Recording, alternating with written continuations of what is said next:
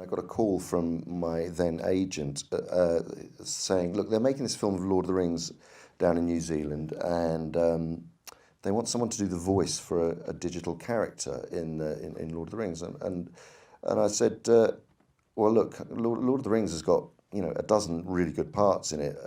Can you not get me up for something decent? I'm not a voice actor, and I don't really want to do a voice for a digital character.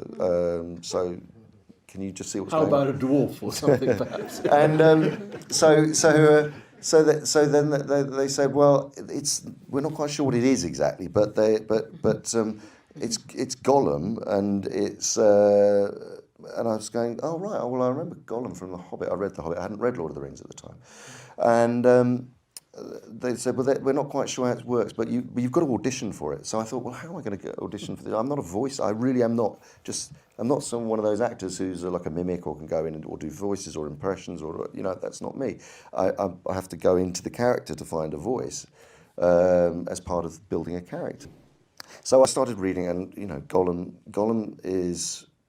You know, obviously the power of the ring engulfs this being and twists and contorts him, and he's called Gollum because of the way he sounds, and he says Gollum, you know. And I'm thinking, how am I going to approach this? You know, where does this character carry his guilt and pain? Where does and it was his throat. Oh, so okay, well, let's think. Okay, so maybe his throat's really constricted. Okay, well maybe what is the ring? Well, the ring's a bit like an obsession. Maybe it's like an addiction. Maybe he's like an addict. You know. So I started to think about along the terms of him being like a heroin addict or a cocaine, like someone who is obsessed by something, and unless they get it, they're going to go crazy.